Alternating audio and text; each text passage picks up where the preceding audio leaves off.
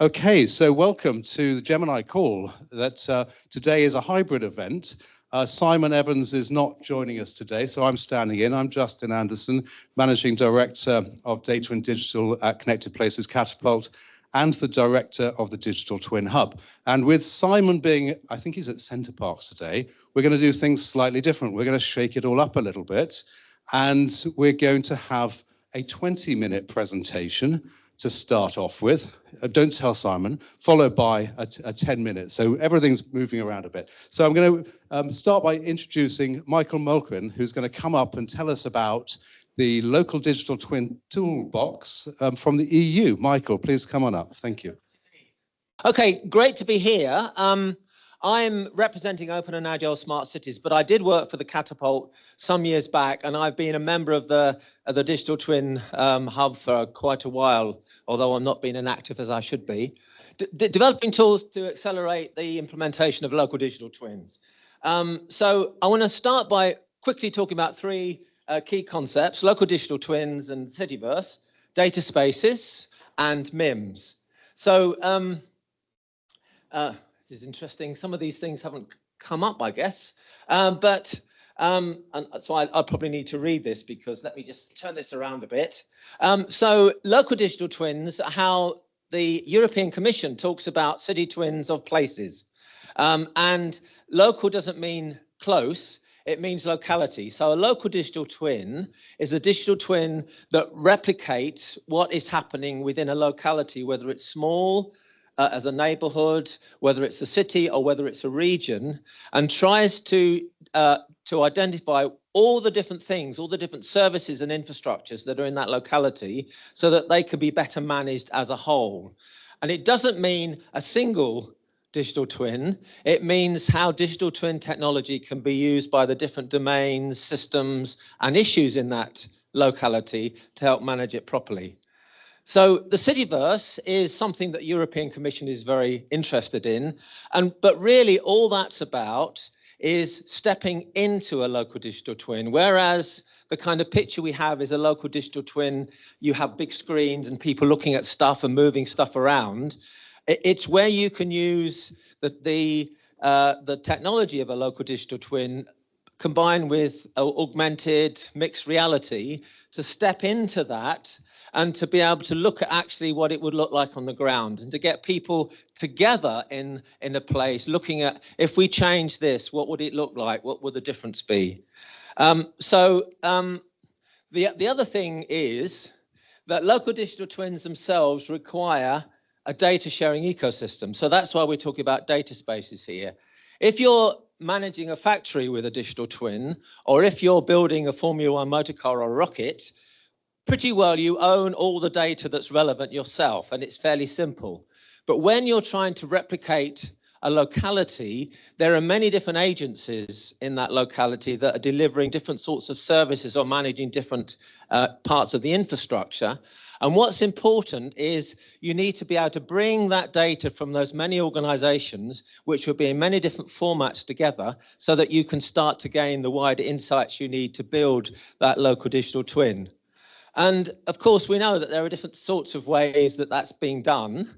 Data warehouses, data lakes, data spaces. This has missed out some of the things. This is about, well, I just talked them through, really. Let's go back to this thing. So data warehouse is everything's nicely organized. You think about what data you want to share. You know already what you want to share, how you want to use it, and you put it into the formats that it needs to be in, and it's all nicely organized and easy to use.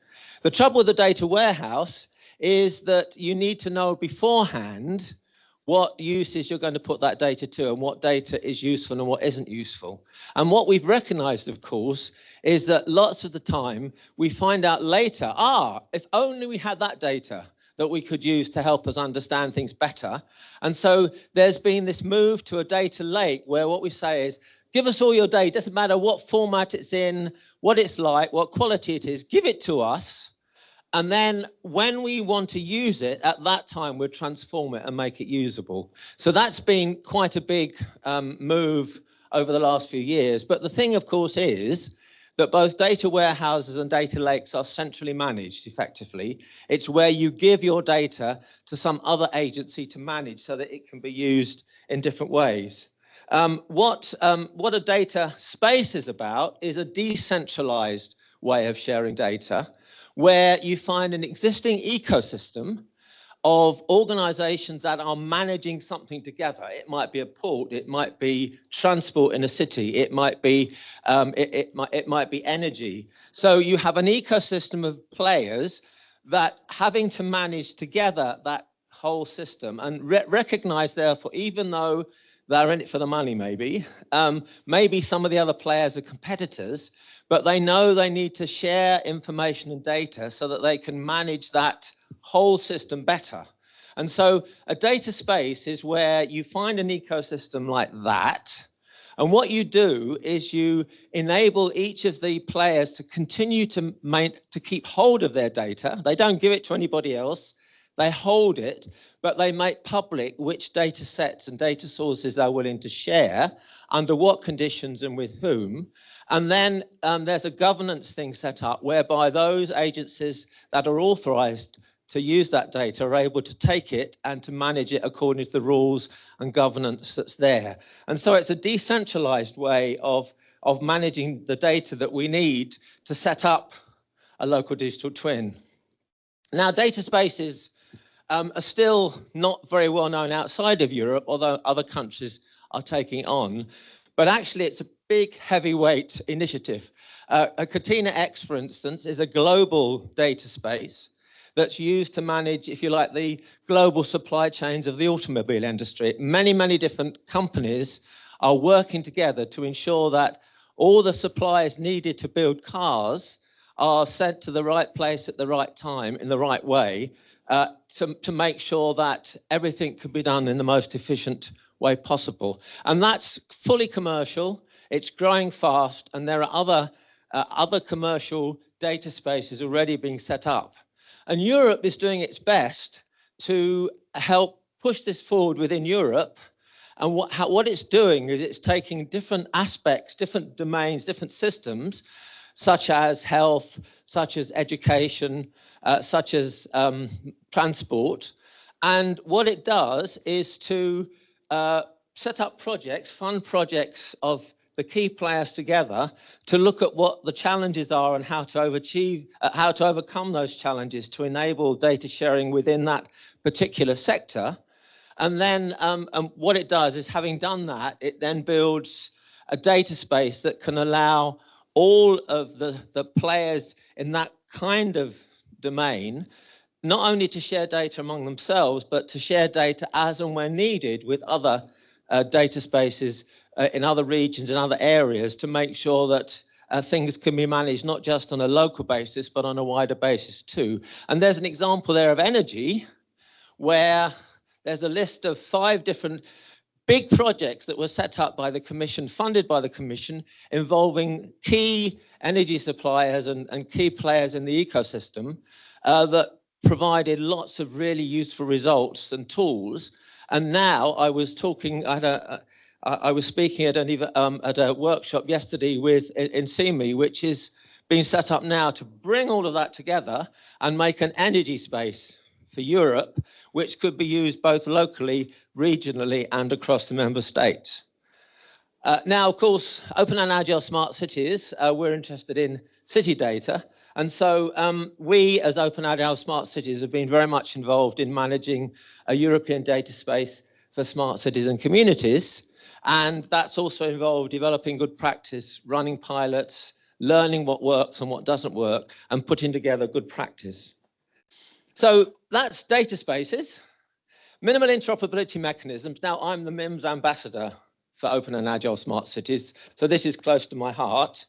What this is about is, in all the needs to develop local digital twins, to share data more generally, the key challenge, of course, is interoperability. And of course, there are many issues that get in the way of helping data, different data sets, different sources to work well together, different kinds of data, different challenges. What do you do about personal data? What do you do about security? And so, of course, standards are the answer. Standards organizations are working very hard to tackle all of these different issues and find common ways to develop processes that will enable these things to be managed well. And of course, if we all follow the standards, there wouldn't be any problems, would there? But that's not necessarily true, because standards, and I spend half my time on international smart city standards. I'm passionate about standards, but standards are not perfect. They can be very complicated. A couple of months back, I was in ETSI work on an NGS ILD standard, which is about managing data. And they have a over 400-page standard so far. And that's fair enough, because what they do is they look at all possible things that might happen and how to solve it. So they say, if that happens and then this what goes wrong and this is needed, then this is what you do. And so you have hundreds of requirements which are important to be there, but make it daunting for any organization to want to comply with those things. So they're very complicated. And then the other thing is there are different sorts of standards for different kinds of data, mobility data, geospatial data, historic data, and so on. So you have different sorts of standardized data sets that need also to be brought together. And what we're trying to do in open and agile smart cities for the minimal interoperability mechanisms is recognize that interoperability isn't an all or nothing thing. It's not that you have plug and play interoperability, you just put the things together and they work. Otherwise, it's a nightmare. You've got lots of manual work by software staff to fix it. The reality is that there are many things you can put in place that help. They don't solve it, they don't make it interoperable, but each tool that you can put in place makes it that bit easier to align these different sets of data together. So for instance, making sure that the data models you're using for each entity are aligned, the identifiers you use are aligned, and so on. And there are many of these, and that's what we're trying to look at in the minimal interoperability mechanisms. Now, the history goes back really about 10 years, and we started to work on these where it was a very much simpler world, particularly for cities, where cities were just beginning to use IoT to develop smart initiatives. And what was needed was to find common, easy ways for cities to collect that data and to use that data that allowed the data that was being used for one project like smart parking or air quality to be easily ported to other cities that were following that same sort of process, or even within the city to other initiatives that were also handling data in that similar kind of way.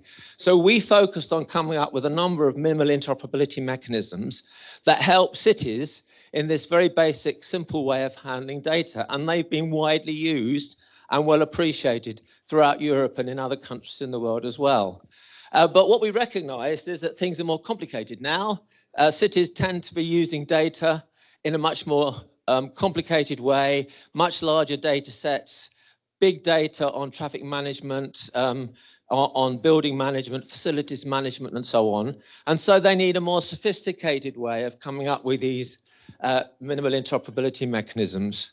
So what we've done is we haven't thrown out all that we've learned in the past, and we're building on it, but we're taking, we're starting in a way from first principles and trying to see how we can better describe the challenges that come around interoperability, and so that we can provide a systematic, simple way for cities to understand what they need to do in order to manage an effective data sharing ecosystem. We've got a format that we use to develop each of these MIMs. That's been standardized through the ITU as back in July last year. And it provides us with a very simple step-by-step process of identifying what challenge we're trying to address, what are all the key issues that need to be addressed within that, what requirements need to be set up to enable that to work, and then what different options cities have in order to put that into practice. So we're working on those MIMs.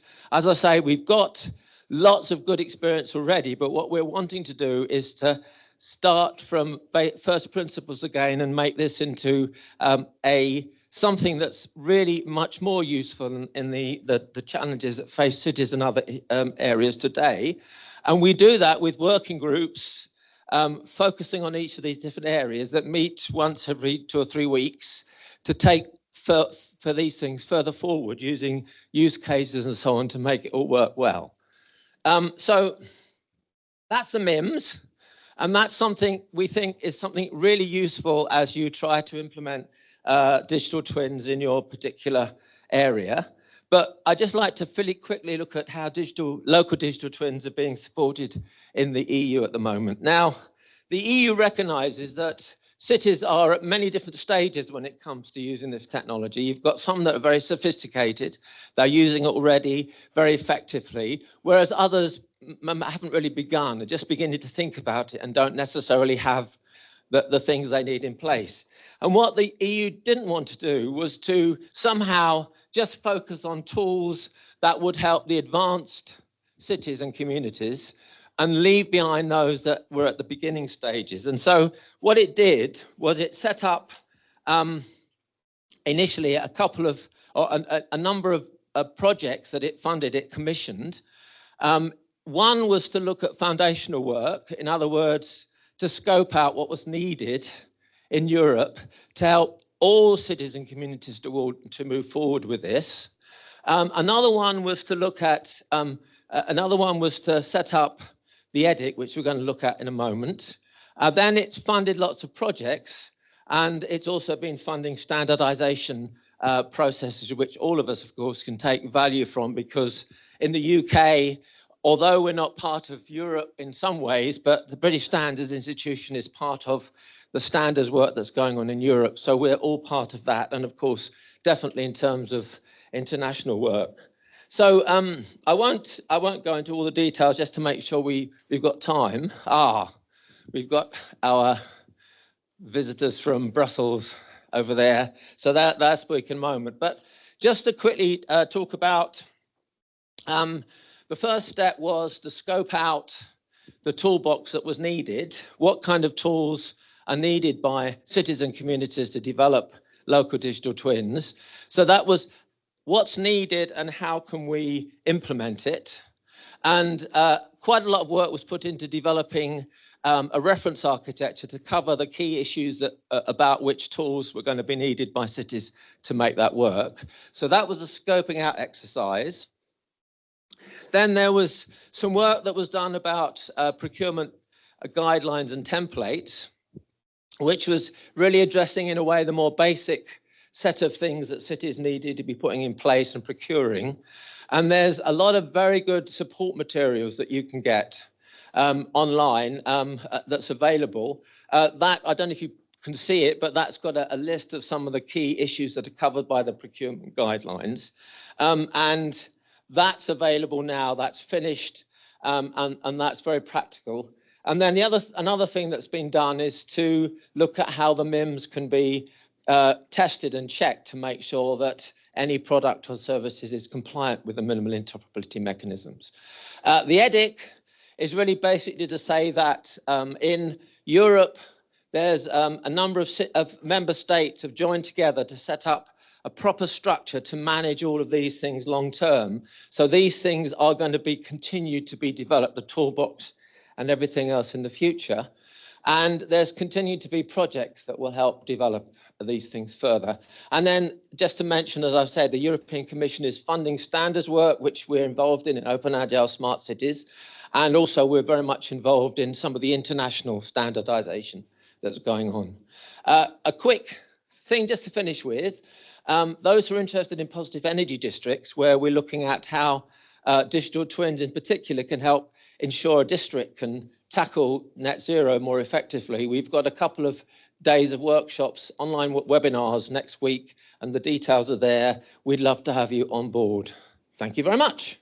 Thank you. Michael, that was fantastic. It was like a movie set, watching the speed at which you got through that. I hope that everybody enjoyed that. We're now going to switch gears, and I'm delighted to introduce all the way from Brussels, Carl Philippe, who is the executive chair of OASC. Carl. I'm just going to get your slides ready as well. But if perhaps you could introduce yourself and OASC. Yes, that's indeed the idea, and apologies for being late, but trains are a bit unpredictable. It was not because of train delays in Brussels for once, it was in Amsterdam for some reason. So I'm really happy to have made it here. Last time I was here was in 2019, actually, in London, and I used to be here quite a lot, so something must have happened to prevent me of being here more. So as Justin has already said, I'm the executive director and also the chair of the governing body of OASC. And OASC stands for Open and Agile Smart Cities and Communities. But of course, you already heard a couple of things by Michael. To kick off with, I'm not going to do the first part of the presentation myself, but I'll hand the mic to Virginie, and she will also present herself. She's also part of the OASC team. Virginie. Thank you. Hi, good morning, everyone. Nice to meet you. It's great to be here in person in London. It always works better to see people in real life than doing it online. So great to be here, and thanks for having us. So yes, I'll briefly introduce OASC and explain a bit more about who we are and what we do. So imagine that in your city, you would want to change or upgrade the traffic light system. Sounds very simple, until you realize that the old and new systems can't share data. Sounds familiar, can be frustrating, sure. And is it unnecessary? Absolutely. So that's what the problems are that we face today.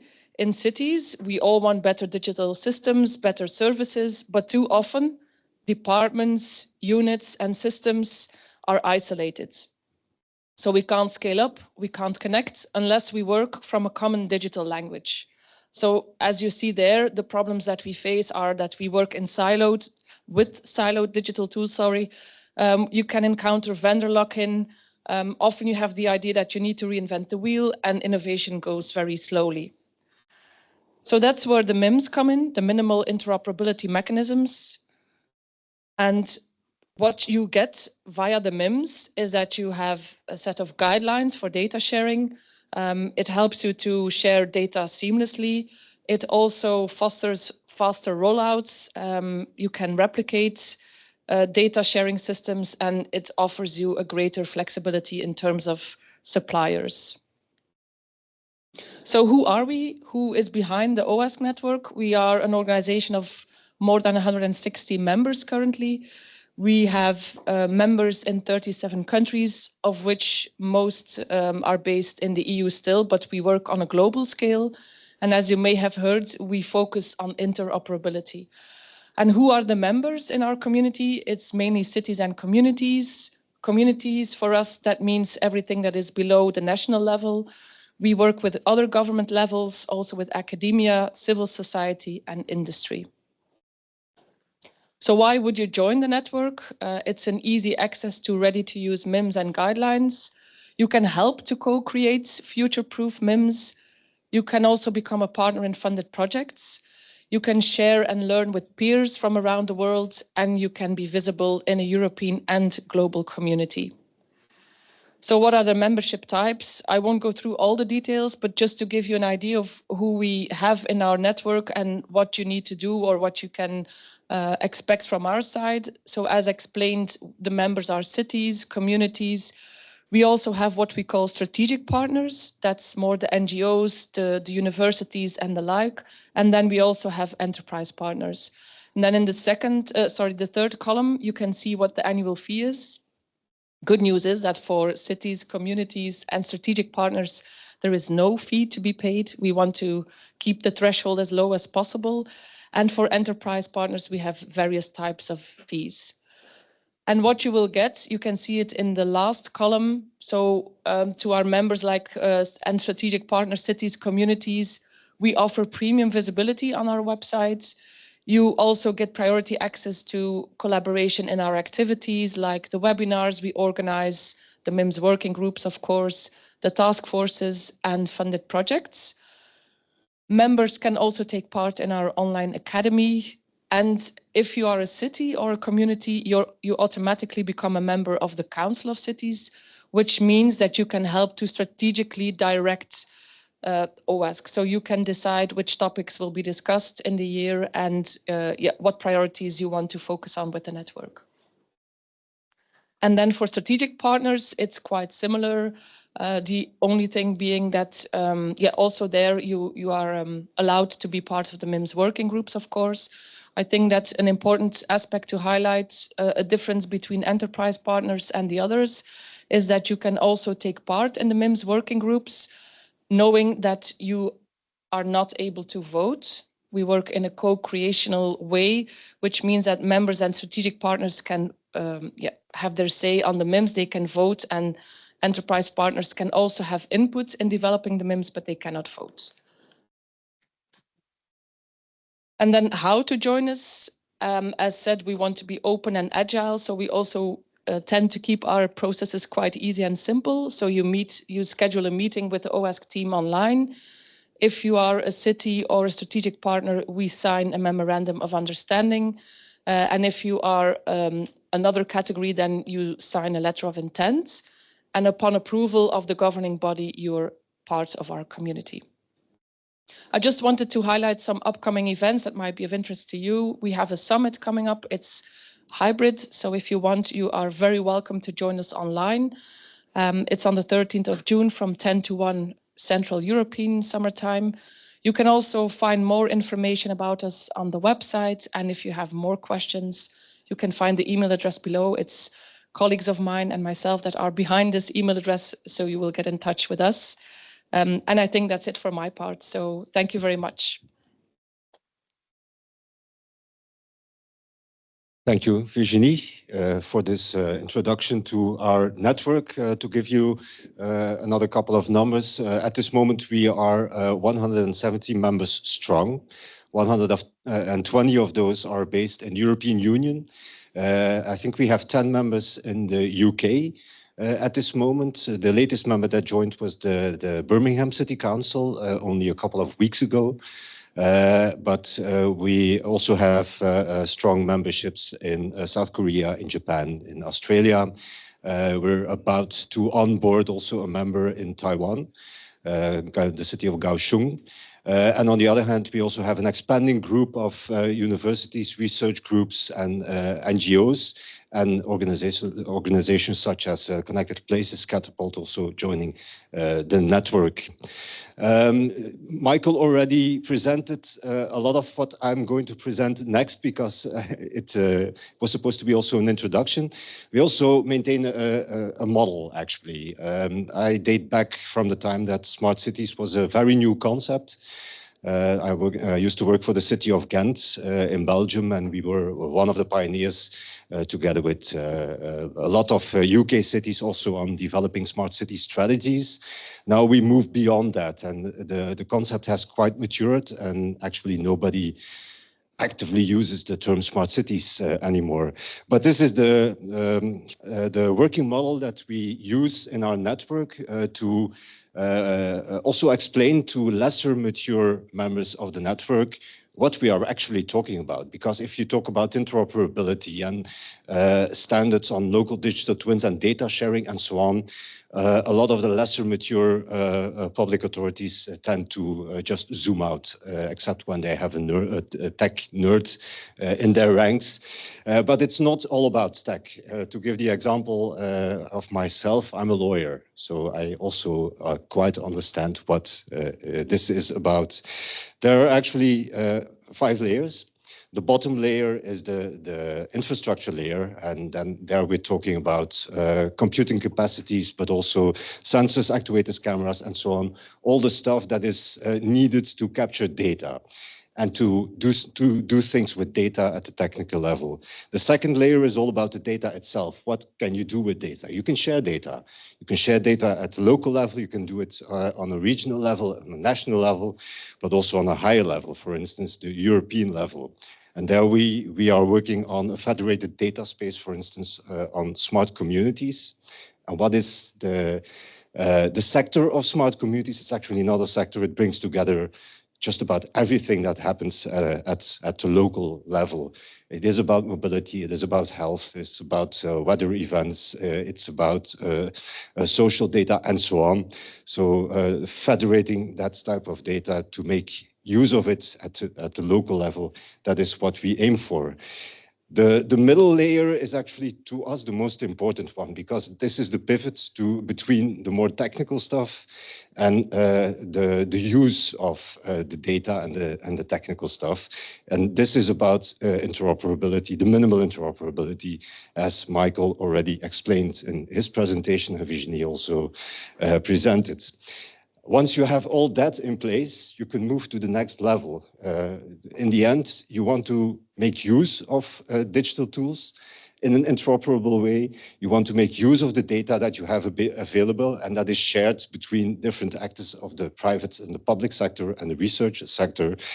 And for us, local digital twins is a very crucial concept here. It is a more mature way of analyzing the data, making simulations. It enables making simulation scenarios and also predictions. Once you have that local digital twin in place, you can effectively also link AI-powered, AI-driven solutions to that. And then there's a cityverse on the other side of the slide. Cityverse is an old and a new concept.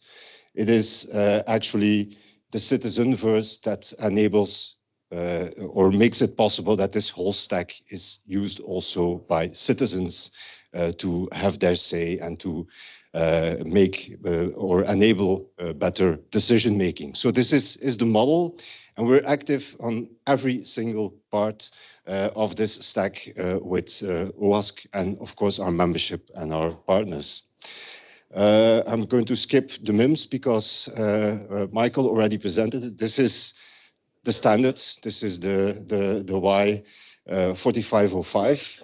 That is the template of how a MIM looks like. And I think Timo will also come back to it a little bit later in the panel debate. Michael, you also presented this already, so I can also skip this, the foundational MIMS and the application-oriented MIMS. We're also going to come back to that a little bit later. Virginie already explained that one of the benefits of being part of the OASC community is that you can actually also as a university, as a research institute, as an NGO, as part of the community, but also as a city or a municipality or a region, participate in the many projects that we are involved in. At this moment, we are active participant with OASC, but also with our members, or coordinator of around 20 European funded projects. And the number is rising, and they all tap into the mission of OASC. So this is a timeline also. We started out in 2021 with a focus on bringing together cities, municipalities, and regional authorities in the European Union around the topic of digital transformation. But at the same time, we also started creating a blueprint for the data space for smart communities at the European level. Unfortunately, only European Union level, because this stack of projects is funded by the Digital Europe program, and the UK, unfortunately, is not eligible to participate in this type of projects. But on the other hand, we do have a lot of results, a lot of frameworks, and a lot of documentation that can be used outside of the European Union by our other members in other global regions to work with. So first phase of the data space was creation of the blueprint, and then you also have to test and validate this blueprint. And that's the phase that we are in now. So we have a budget of 18.5 million euros at this moment that is mainly spent at financing pilots, cross-sectorial and cross-border pilots with cities, making use of the blueprint in their local context on specific topics such as traffic management, water management, heat, and things like that. And that in turn will lead to a validated blueprint and an adapted blueprint to real-life, real-world conditions. And this blueprint will then also be used by the EDIC that Michael also briefly mentioned. This EDIC is actually a legal entity based in Valencia that will maintain the results and one example is the blueprint of this data space, also to be scaled and replicated around Europe, but also beyond Europe. OASC is also part of that ADIC and will also be the networking partner of this ADIC. The line above that is all about local digital twins. Local digital twin in the European sense makes use of this data space blueprint, but it adds the data analytics capacity, the scenario planning capacities, and also the predictive capabilities to that data space. So remember the stack, the different layers. You need the data to be in place in order to create your local digital twin. And that local digital twin is then also the basis or the foundation for the AI applications and immersive technologies applications that make the most use out of the whole stack. So at this moment, we are working on the creation of all the whole environment to enable all cities or cities of all sizes and digital maturity levels to use the tools that are available and also to assess their digital maturity levels and to point them towards support services to create their own local digital twins. Another part of the project, open source local digital twin building blocks and applications are being created. And all of that will also be maintained and exploited by the ADIC. There are also European Cityverse projects that we are heavily involved in. They define what the Cityverse actually is at the European level. But at the same time, with OASC, we're also a strategic partner of the ITU. And we're co-organizers of the global initiative on the Cityverse with 17 UN agencies and other partners, where we want to define and eventually also standardize everything that surrounds the Cityverse, the citizen-verse virtual worlds based on local data.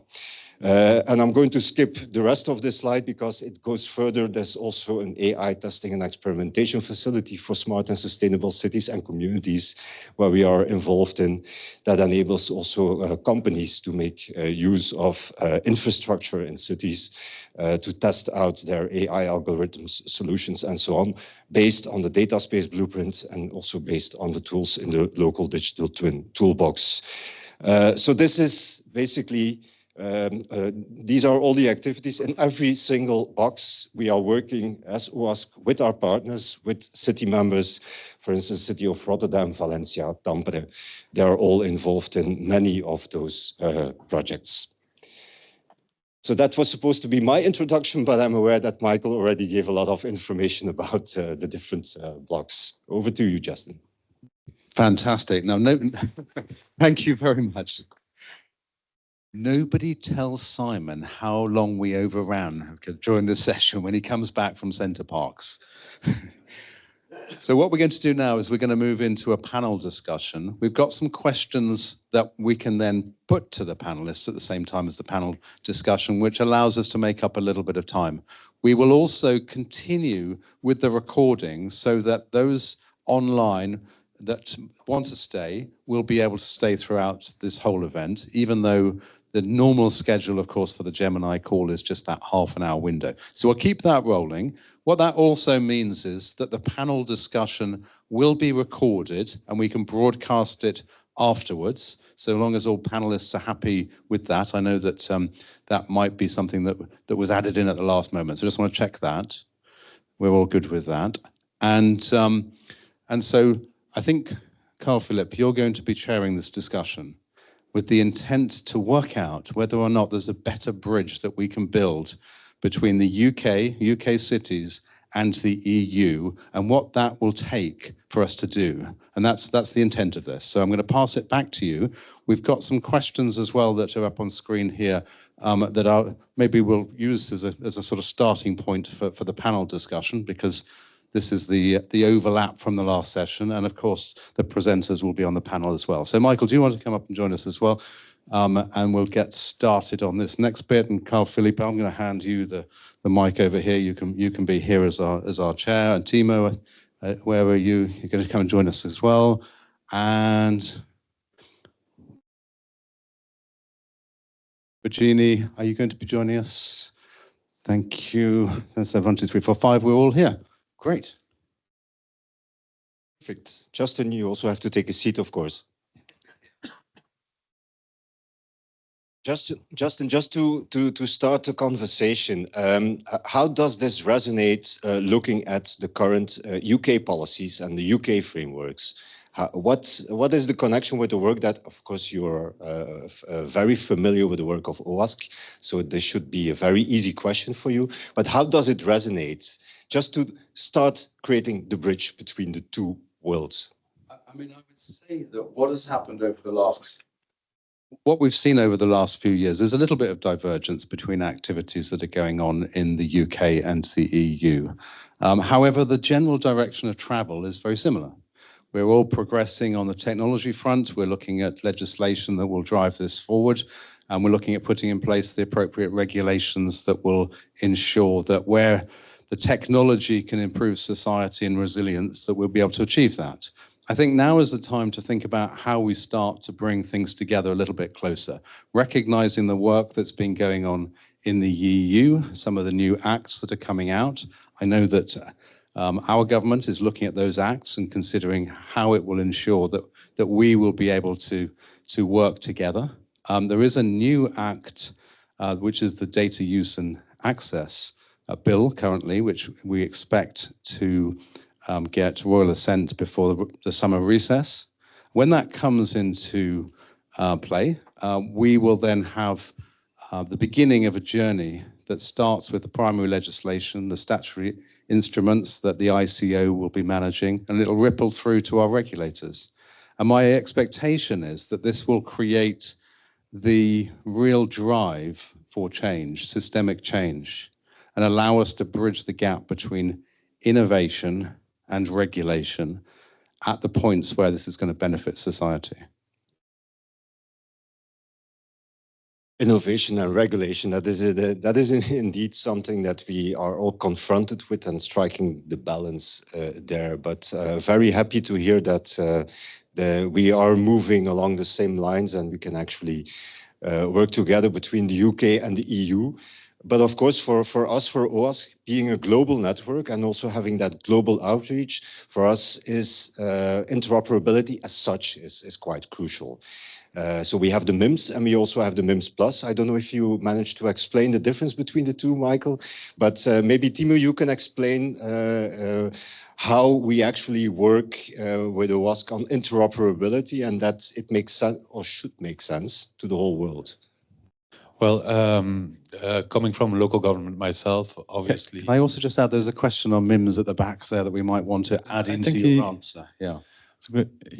Yeah, absolutely. So in local government, obviously, we are bound to procurement, and procurement in ICT can lead to a very scattered ICT landscape, which has a very high total cost of ownership. So that's what we're fighting against, really, with these interoperability mechanisms. The overarching point of them is not to have full interoperability, I think Michael explained, or adherence to full and sometimes very complex standards. We can have very simple mechanisms, very easy things. Think about simple best practices, principles, or even just simple conversion scripts or anything that can help you get data from one system to another. And these can be very cost effective, and we definitely need to pool these. And that's what we're doing within our network. So we're bringing cities together that are facing similar issues with, let's be honest, similar software vendors, for instance. And we're trying to fix these issues in a minimal but effective way. And just maybe to add, we're doing this on a global scale. That's what we call the MIMS. And we're also doing it specifically for Europe, because there's a lot of specific regulation in Europe, which is called the MIMS Plus. Okay, thank you. I think the question is also about detailing more what the MIMS are about. So the question, I'm just going to read it. How does the MIM approach address cross-sector use cases? For example, net zero, energy security, water management, and health planning. They are all interrelated. How does this, the approach of the MIMS actually address this, Michael? Okay, yeah, so one of the things that I think I alluded to is the fact that although we as Open and Agile Smart Cities are developing the MIMS from a city and community perspective, the MIMS actually relate to all the different domains themselves as well. And I think that's really important. One of the things I had a fantastic discussion with some people earlier here, and we were talking about positive energy districts, which is a city concern, and it's about how a district can move to net zero, not just in a siloed way with all the different the energy generators, the building management, the building design, the local transport, and all of these things having their own separate initiative, but how you can work together to come up with a really, holistic drive to help drive down our use of carbon and so on. And the issue is, of course, all the different sectors are developing technologies and approaches from their own perspective. And that's great, but they don't work properly if you don't have the whole picture in mind. And that's one of the values of looking at from a city and community perspective what's needed, because we can see in order to have an effective strategy, you need to have this bit of the jigsaw puzzle and that bit and this bit and that bit. And we can help to kind of coordinate all of that together and make sure that all the pieces are done at the same time by the experts who understand that area and can make it all work. And where the MIMS help is that that's a kind of a common approach that makes it easier as each of the different sectors are able to be coordinated together to facilitate a holistic solution to what's needed. There are these common MIMS that can help ensure that the data can much more easily be shared between the different domains. Yeah, thanks. Justin, you want to react? Well, I mean, cross-sector data sharing is a huge issue in the UK at the moment, and one that the government recognises really needs the focus. Next week, we will hear the government unveil their plans for the industrial strategy, and alongside that, the spending review. There is a lot of focus in the industrial strategy on data. It'll be interesting to see, very interesting to see the final draft of the paper. It's coming out from DBT, and how they will look to support funding. But part of the programme we anticipate is going to be to support the National Data Library. That will look to bring together different data sets and help to share them and unlock the value of public sector data across different sectors. So it is a big, challenging area, and we're on the edge of seeing what the government is about to do. It's quite exciting. Do you have, and I'm being very unsensitive towards UK policy now, do you have any idea how the councils, local councils will be involved? Well, the other part of this government's agenda is very much a devolution agenda that will be pushing power out through, especially through combined authorities and mayoral combined authorities, in order to ensure that we have the critical mass locally to be bringing together the right talent to be able to deal with these sorts of challenges. And alongside that, we have the Mayoral Data Council, that will have a very strong focal point on this and ensure that that information is shared across the UK through that forum. Okay, that's very interesting and very similar to the evolutions also in the European Union. So I see another field of collaboration here with OASC, of course, in the middle. Timo, going back to the MIMS themselves, well, I'm going to talk code now, MIM 3 and MIM 8. And the role of our members. Can you give an insight in how it works actually and what they are about and how cities and communities are involved? We promised to drop the numbering on the MIMS, but obviously it's a habit that sticks. MIM 3 is about exchanging data. It's let's say it's a part of what we saw a slide earlier, and it also refers back to what Michael was saying.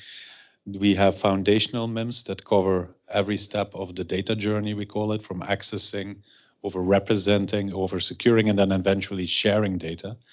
with other public sector bodies, but also with the private sector. And this is what constitutes what European Commission is calling a data space, right? So I think this is more or less similar to the National Data Library. The point of, so the European Commission brought into life these data spaces, but we had to really wiggle ourselves in this kind of legislation in order to give communities a voice. And that is why we created a data space specifically for smart and sustainable cities and communities. The challenge on the community level is really interacting with all these different sectors, sector organization, utility companies, whatnot. And we don't really have a lot of leverage on the local level. So I'm very happy to hear about this mayoral council that you're going to put in place. We're trying to do something similar with the data space for cities and communities. That's MIM 3. MIM 8 is about digital twins. So we are confronted with enormous possibilities of AI simulation, modeling the city and optimizing the city using digital twins. Nevertheless, we also see that vendors are trying to position themselves as the only sector-specific kind of digital twin solution that you can have. Whereas we recognize that cities most probably already have everything in place to organize themselves, to do simulations, to plot it on a map, to basically give policy advice to the council. This also constitutes a digital twin in itself. We want to be able to have all the components of a digital twin interoperable and thereby cheaper and easier to access. Worth mentioning is also that the data exchange MIM has a very big UK player as well. The Greater London Authority is driving a lot of the work on the definition of this MIM. Justin, the catapult has played also a very important role in the establishment of the concept of the minimal interoperability mechanism and also data sharing when it came to large-scale IoT developments in earlier days. How can this continue or how to say that? I have trouble phrasing my question precisely. But looking back at what happened 10 years ago and moving back to today, how can we set up the same type of collaboration by using a network such as OASC to continue the evolutions that were quite revolutionary back in the day? Well, let me break that down into a few pieces. So first of all, Connected Places Catapult was a founding member of OASC, and as a result of that, I sit as a board member on OASC. So we have a good, strong link between CPC and OASC. And as part of my new role as managing director of the data and digital practice, the work of OASC is something that I'm very keen personally to promote. We have a number of key assets that sit within that practice, including, of course, the Digital Twin Hub. And Digital Twin Hub has 6,000 members across the world. And so the team is very keen to help support the collaboration between its members and OASC members. Secondly, we have already started to work together on a program to be able to look for funding from Horizon, working with OASC as the lead on a project that Birmingham is working on alongside Amsterdam, Munich and Sofia. And we're looking to build a program that will use AI in order to help with planning. And we're exploring use cases with Birmingham City at the moment.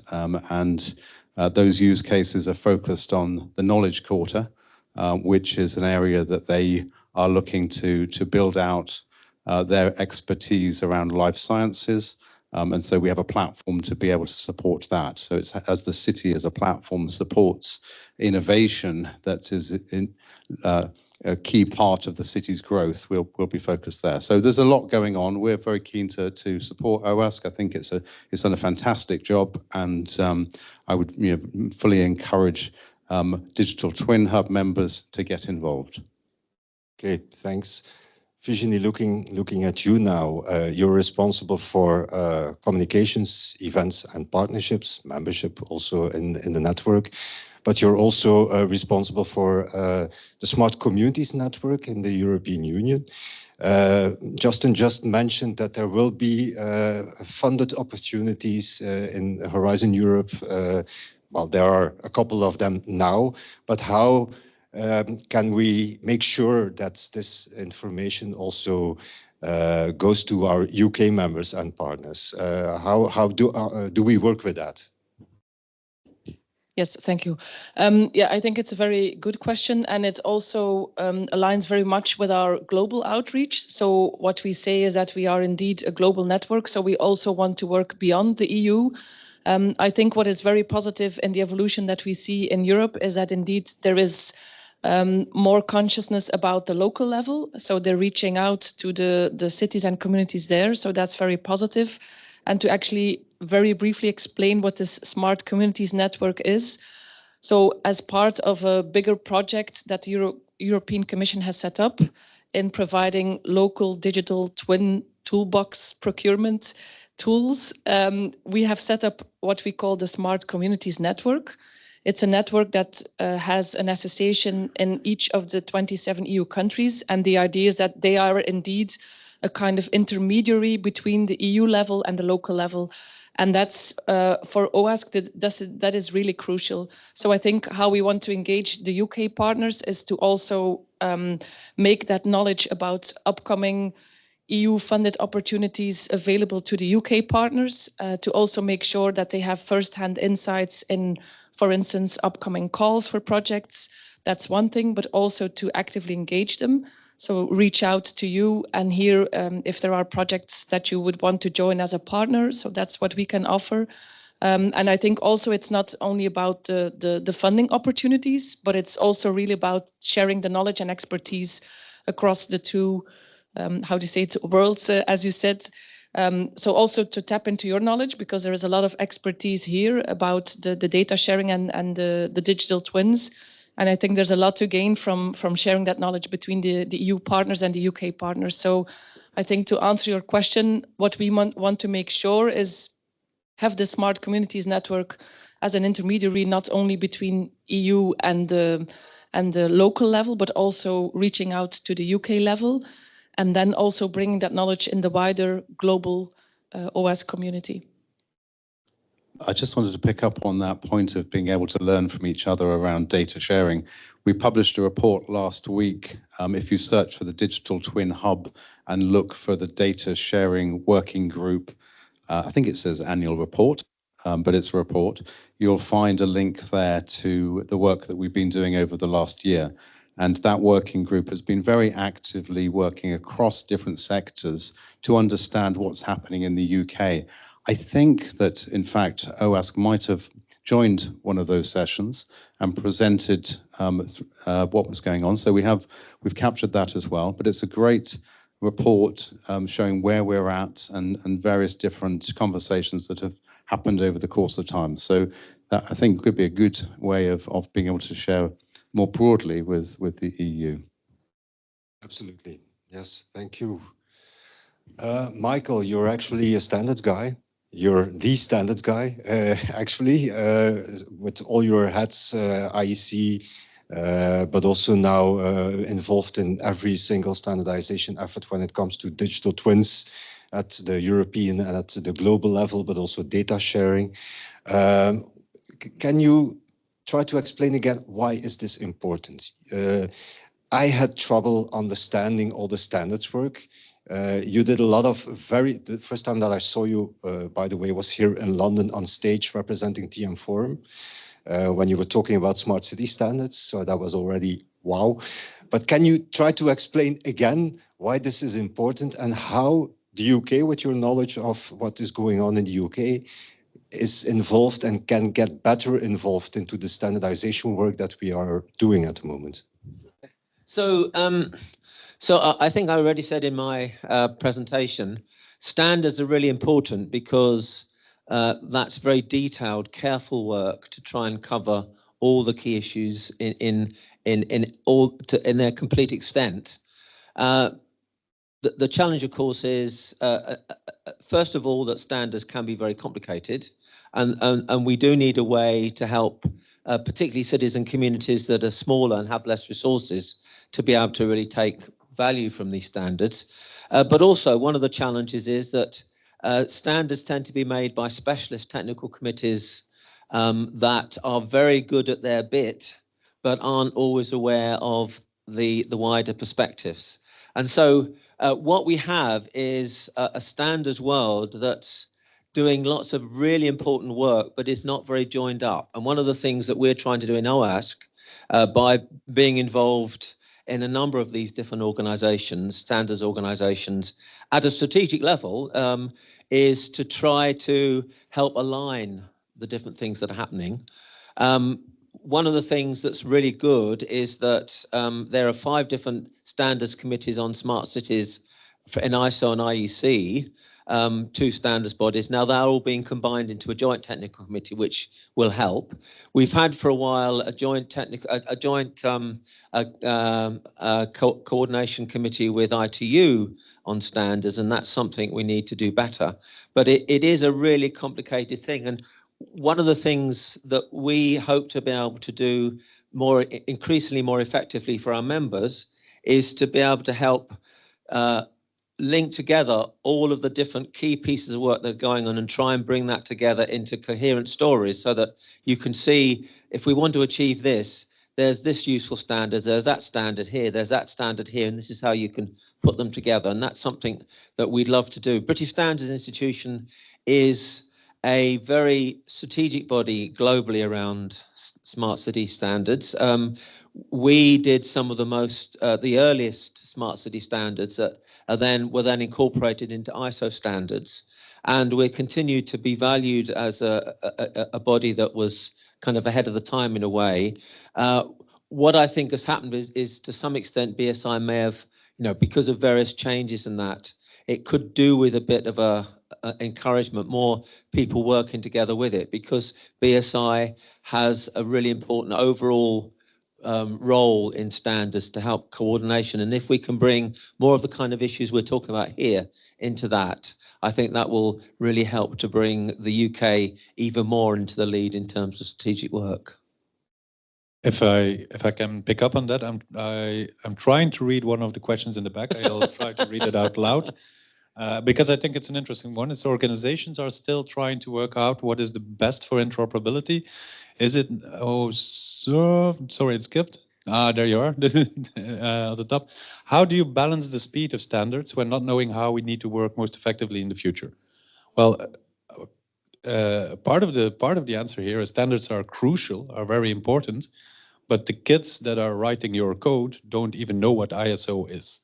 Right, so there are best practices within developer communities of practice. These are specifications. We don't call them standards, but they work. And that's specifically what the MIMs are about. We're not about standardizing or creating very complex standards for existing processes. We're about finding out what works in practice within the IT communities and bring that together and make it very accessible. And that can obviously lead into the standardization work. So just to pick up on that, sorry, I could talk forever about standards. I won't. But one of the things, as we set up this new joint committee between ISO and IEC on smart and sustainable cities and communities, one of the things that we're looking at is minimal viable standards. And that's really how we can start to take some of the basic good practice that's out there and test that out in cities and see, okay, great, is that useful? Which bits are useful, which bits aren't? Where are the gaps? And start to build standards in a step-by-step way. And hopefully this will, this will help us to make standards that are much more useful for cities, really, and really building on all the good practice that's out there. So, this is again about where we together can help as a community to help feed into the standards work that's going on.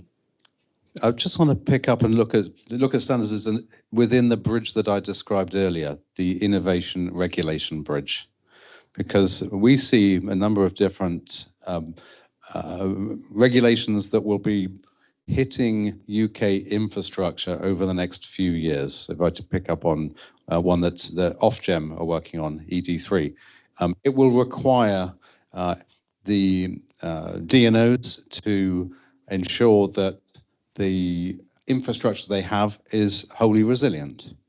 And when the regulators turn around to the operators and say, you must do this, then the boards take it really seriously. And at that stage, the boards of the DNOs will be looking for the best way of doing it. And those best practices, hopefully, will be standards that have been properly considered at the time when the regulation is imposed. And that's what I hope for. I hope we see this intersection of the new statutory instruments that are starting to come out of government and out of regulators, coming to hit UK infrastructure at the same time that we have the right standards in place, so that there's not a big rush at the end trying to work out how we do this. Rather, we've had a lot of people thinking about this as we get closer to the time where we have to do this, and we have to do it right. And there's a lot of risk if we get it wrong. And certainly Ofgem are looking at infrastructure resilience up until 2070. So they've got a long-term view on this, 20 years after we get to net zero. These are important strategic things we get right. The detail sitting in standards is really important. And for those people that have been involved in standards development, yes, sometimes it can feel like you're watching paint drying, because it's a slow old process, but it's really important. And it brings together experts to think about these knotty challenges that we have to crack. Do you want me to go on? Maybe let's take another question here. I can see the highlighted question. It's much easier if I read it here. What is the state of central state government in this, specifically referring to, I guess, digital twin work? Unfortunately, we don't have a very strong national central government in Europe. We have a few, very scattered. And I guess every member state is working at its own pace on this. Some member states are very strong in creating digital twins, national digital twins even. But I think from the evidence that we see at OASC that actually, yes, the local level is more advanced in many cases than national or even European examples. And obviously, we've learned a lot from your experience as well. We're sometimes looking very eagerly at what the UK is doing in this regard, especially in the Digital Twin Hub. But there are some very concrete and very good local level examples, mostly driven, I guess, in mainland Europe by work collaboration with universities and local companies. I just want to sort of jump in on that difference between, we describe the National Digital Twin Programme, and there's a lot more focus in the EU on the local digital twins, and just sort of see how they fit together. So our National Digital Twin Programme that is supported by DBT has got a great demonstrator on the Isle of Wight that's up and running. But at the same time, it's also focusing more and more on the data sharing elements across some of our infrastructure. So NISO, the new regulator, I've got that wrong, orchestrator, that is looking at energy, which is the National Energy Systems Operator, has been working to demonstrate how the National Digital Twin Programme can help in the energy sector. But what's happened is we've focused quite specifically on part of the overall challenge, and the expertise that's been brought together, is very focused there on solving a particular thing. So I don't want you to go away and think we have got to the stage that there is a genuine UK-wide national digital twin up and running yet. We're not there. And I think it's more likely that we'll see local digital twins emerging and coming together in a federated way, recognizing that they'll all be built slightly differently. And our job is to work out how we can connect the dots between local digital twins rather than a top-down government-imposed national digital twin. Can I just say a couple of quick things? Federation is the way to go, because the more you try and cover everything, the more you're going to get it wrong. It's much better to focus on individual things and make sure they're done properly, and then federate so that you can link them together more effectively. So I would say that. But I would also just want to sort of move on slightly a bit. We mentioned the EDIC several times. So one of the issues is in Europe, it's a bit different because you've got the European Commission that has a strategic overview, but it can't do things that are best dealt with by national governments. And so they've got this kind of nice vision about digital twins and local digital twins and so on. What the EDIC is doing is it's bringing member state governments together to look at, the intention is to have something that's more focused, where member states have much more control. And some of those member states, like the Netherlands, are really helping to facilitate a kind of an approach of cities together in working together to come up with a Dutch approach to these issues.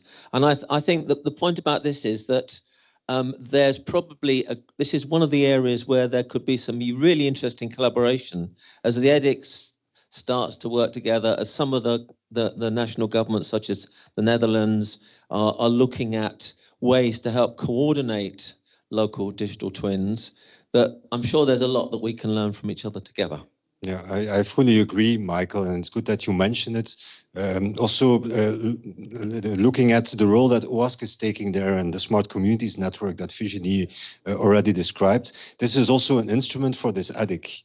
So the idea of the Smart Communities Network is to have a representation of the 27 EU member states, talk about these things within the Smart Communities Network, share best practices, and also share frameworks and tools amongst each other, and also funding opportunities. So the Netherlands, for instance, will also testify in the Smart Communities Network about their very coherent national approach, including also all the stakeholders within the Netherlands, the cities and the communities, but also the companies, in establishing this national local digital twin framework. And it can quite easily be copied.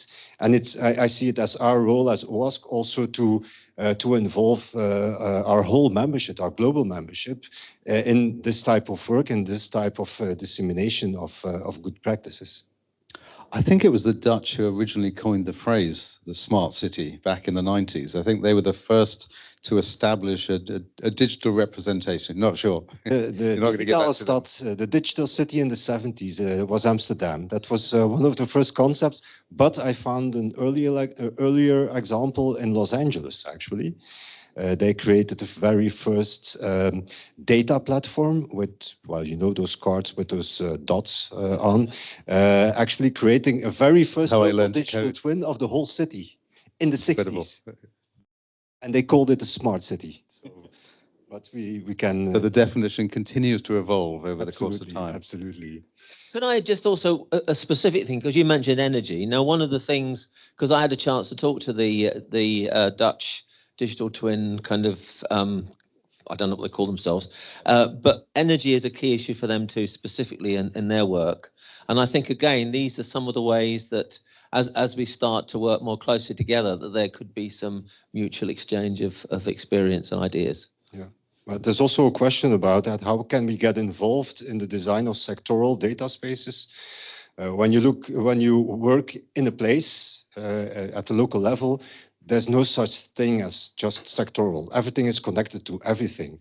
But Timo, at the European level, we have the Data Space Support Center. There are 14 priority data spaces. There are a lot more that are under construction. How do you look at that, also being one of the architects of the blueprint of the Smart Communities data space? Well, how we look at that, I actually also already mentioned it at the start. The sectoral data spaces are all nice and funny, but we as local communities need to deal with all of them. And at some point, we need to connect with mobility, with energy.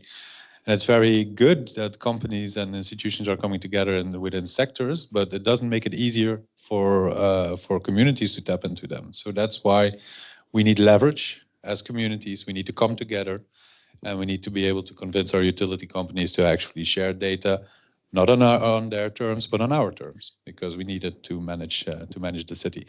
I think we probably also have some time for questions in the room. I don't know if there are. Could I before we move on, because that's a really important thing to get questions from the room. But just to say, this is something that you don't know, but I was because we had that meeting with the INSEME group, which is the group that's setting up a national a European energy data space, building on the work of Omega X and the others. And we were talking at the end of it about potential collaboration with OASC, thinking about MIMS and how they could look at how the energy data space could use the MIMS. And I think there's some interesting things that we can start to do around that, as seeing the MIMS as a nice way into helping to link the different data spaces in Europe together. Yeah, just to say that. Absolutely. Just one word about that, or a couple of words.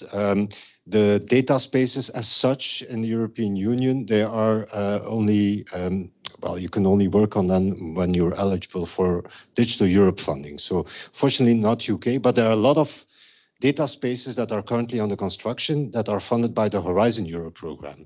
And we are also trying to get involved with our community in the evolutions there. There's, for instance, Omega X. That was one of the preparations of the energy data space of INSEME project. But there are a lot of calls in the Horizon Europe program. So if you are interested in getting involved as a UK partner in one of those proposals, please let me know. I just wanted to pick up on the cross data sharing issue again, but put into context a real use case that we're working on, because I think sometimes talking about standards and data and ontologies and everything else, it's difficult to sort of ground it in what does this really mean for us as citizens. So we are working on a project, a program, a product ultimately called Credo, which looks at climate resilience. And what it recognizes is that various different utilities need to have the right kind of interconnect between their data systems in order to understand the cascading impact of failure across the system, such that in the event that a power station goes down, we can respond to whether or not to close an airport, or whether or not we leave the emergency services access road clear for the hospital that now has no power in it and vulnerable citizens that need to be looked after. And those types of systems challenges that require that interconnect are very real. And increasingly with climate events that we're not used to, we recognize that some of the infrastructure that we have is not going to last through periods of extreme heat or flooding in the way that we might hope. And this is critical. And unless we can find a way that the infrastructure owners can share their data, whether or not we're using the appropriate standards or the architecture that is federated or not, we have to find a way of allowing this to happen in real time and ensuring that the regulators are happy with the way that it happens. Now, at the moment, we're not doing that in the way that you would expect that we should be able to, and that's why we're still having conversations about whether or not Heathrow should have closed when the substation went down, and there's batting and forward. We shouldn't have to have those conversations. We should have had the information at hand at that point in time. Now, the other thing about data sharing, which I think is worth noting, is that there's not a business as usual case for most of the operators to just share their data with everybody else. They take on liabilities as they do that. Why would you do that? Why are you going to just share your data? Okay, because you give me mine, but actually mine isn't. Maybe it's not in such good shape anyway, so I don't even want to show it to you. But during COVID, it was interesting. We had a period, obviously, during the pandemic, everything changed. And at that point in time, the ICO was consulted on how data could be shared with the intent to get food parcels to vulnerable people. And they then permitted information about vulnerable people to be shared with a major retailer to ensure that the food packages could be delivered. Now, of course, after that happened, that information was no longer shared. But for that particular period, during a crisis, a pandemic, we actually changed the rules. And I think for data spaces to be effective, they need to be time sensitive and recognize the events within the rules that are structured, such that it's not just the BAU supply chain type of data spaces, but it's the how do we build those smart contracts that will say at this point, you know, we're code red, we need to share data in this particular way. How do we build those smart contracts into data spaces or whatever the architecture is that would allow us to move rapidly and ensure that, you know, we don't need to have a big long table of people coming together under, you know, a cobra to address the national crisis that we're in, but rather our systems are designed to be able to react appropriately. Thank you. Well, moving back, going back to Timo's question, any questions from the room at this point? Okay, I'm Chun-Li Chow. I'm CEO of Healthy Air Technology Limited. So we are about to set up our digital twin for our technology and how to control infection rate as well as air pollution and also save energy for buildings as well. So I'm working from a building level. So I just wondering how means to exchange data with buildings, how you are, you know, compared to the format of means, do you talk to IFC type of the data in buildings? And is there a dictionary in means to define the data? Actually, everybody's cat is different. So there must be a definition, a dictionary to define it very clearly. Yeah, with the risk of opening a can of worms, everyone's cat is different, of course. But let's not get into but there's a solution for that. It's called the semantic web or linked data. Specifically to your question about data models within building and information management, BIM, we have done some work. Michael has done a lot of work, and we have quite a few ontologies being referenced within smart data models. But Michael, do you want to say a few words about this? As I mentioned to you, we've had MIMS for some time that have been really useful, and what we're doing is we're having a complete rethink, not throwing away all we've learned by any means, because we've learned it and it works, but starting from first principles and kind of building up. And I think fairly quickly, because we know a lot, we'll be able to come up with a good set of foundational rules at MIMS. But what we are looking at very much is these specific use cases, if you like. You know, we're starting to focus much more on looking at particular use cases and understanding what are the real challenges about sharing data, you know, between buildings about different aspects. And I think this is something that over the next year or so we'll start to be able to get to that kind of granularity. Don't forget, though, our role in this is to do things quickly that work.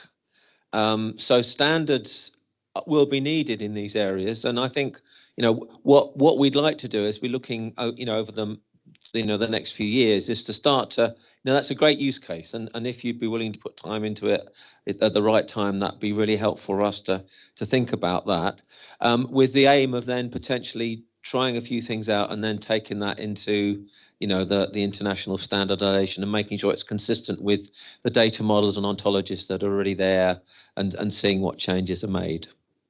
But great. Absolutely, and this is one of the examples that we can actually use in our work, in our network. The interrelation, well, a question, a challenge. There's someone bound to have an answer in our network, not one answer, several, and then the discussion starts, and then we move on to documenting those solutions. and eventually moving towards standardization at the international level. So it's actually a great question when it comes to the work that we are doing. I think we have time for one question still. And I want to ask a question, Cityverse. Michael has been mentioning it, I have been mentioning it. Is this something that is on the agenda in the UK? Me, isn't it, to look at it? I mean, you know, obviously it's a great ambition, and we recognise that you know, the technology stack that would be required to pull together to be able to achieve this. I think sometimes, you know, when we have a big vision for something like this, it creates the appropriate direction of travel to help people understand, you know, where they should be focusing their attention, their technologies, how we should be encouraging procurement and adoption of it.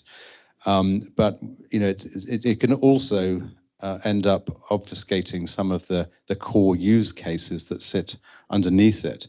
Where is this going to be, you know, critical? Where should we be encouraging the innovation and technology, such that we you know, there are going to be some early use cases that will drive some of that, rather than the bigger, broader vision that is laid out there. So I think it's about trying to get that balance right. But in direct answer, you know, there isn't quite the same ambition that I've seen in the UK for the big, broad Cityverse program.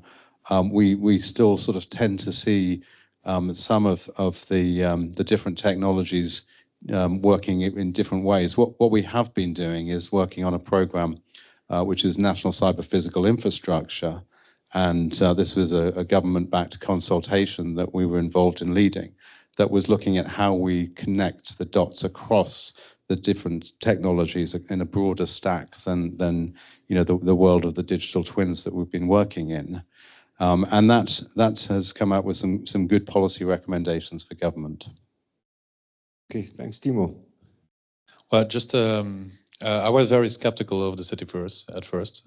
Just want to say, but the fact is, you don't have to be a fan of science fiction to know that the metaverse is coming somehow, and it's going to be a big pile of ads and buying avatars and, you know, XR just to sell you stuff, right? So we need to be able, from the public sector side, to have our foot in between the door and to be sure that we are part of the conversation. That's going to be a difficult battle, but we need to position ourselves, I think, somehow.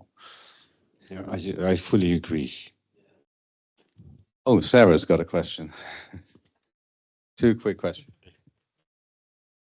Okay, but on standards, one, NIST, how much do you think their new fast-track standardization approach could be useful to engage with and maybe copy?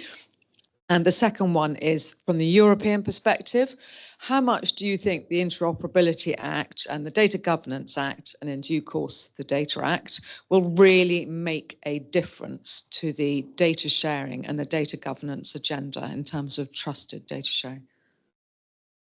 So a quick thing about the NIST. So I didn't know. I mean, we've got. I know some of the people in NIST. We've been. I was working with them on their. I forgot what they call it.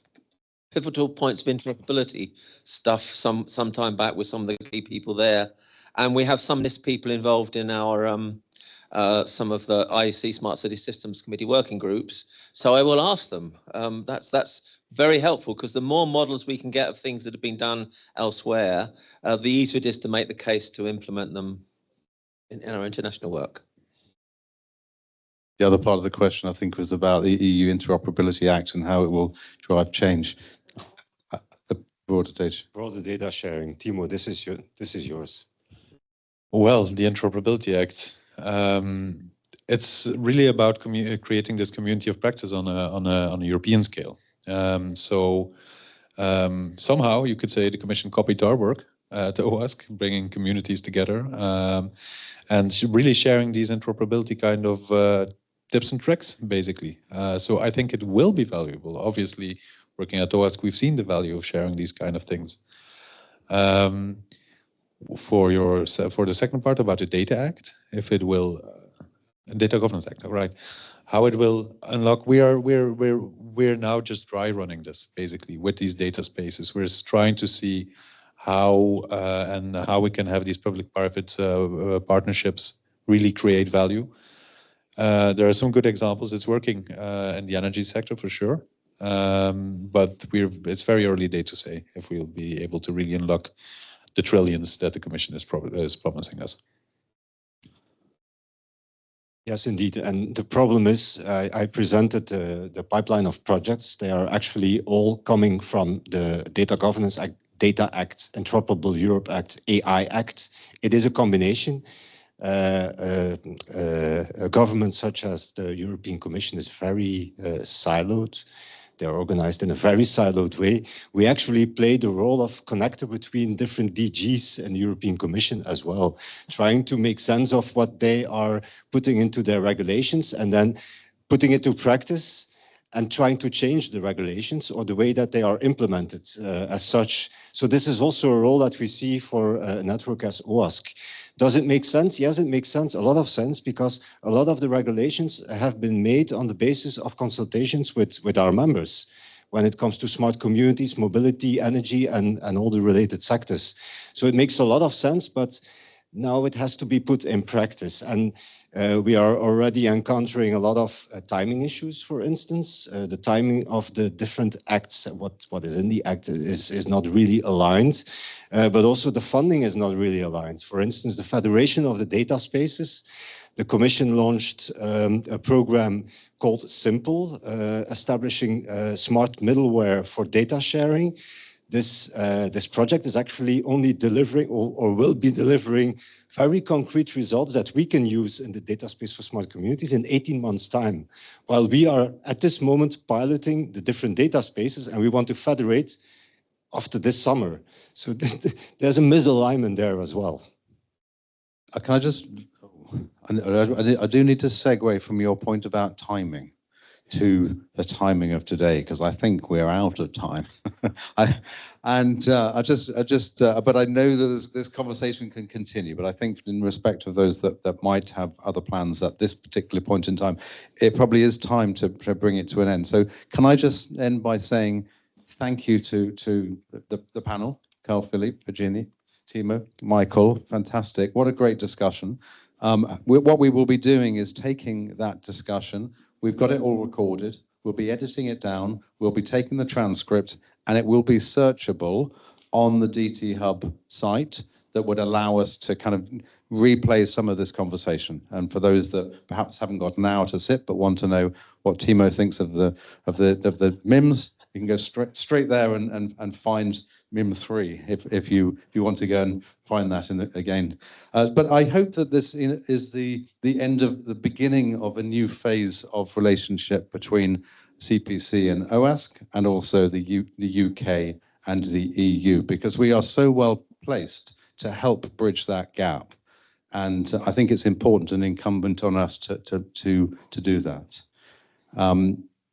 I'd also like to encourage those that are interested in developing standards to please connect with the MIMS work.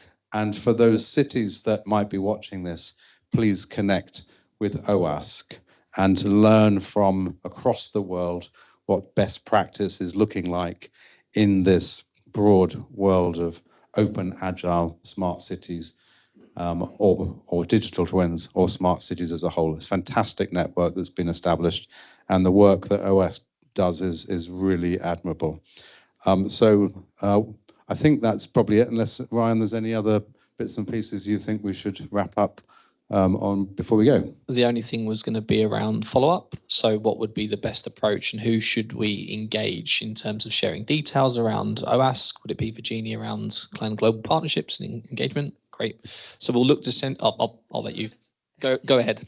No, I just wanted to say that, yes, indeed, if you're interested in joining the OASC community, you can send an email to either contact@oascities.org, or you can just send an email straight to me. That's my first name. It's a French one. It's virginie@oascities.org. And we're very happy to help you in the next steps. Thank you very much. Can we say thank you to all of our panelists and speakers today? Thank you.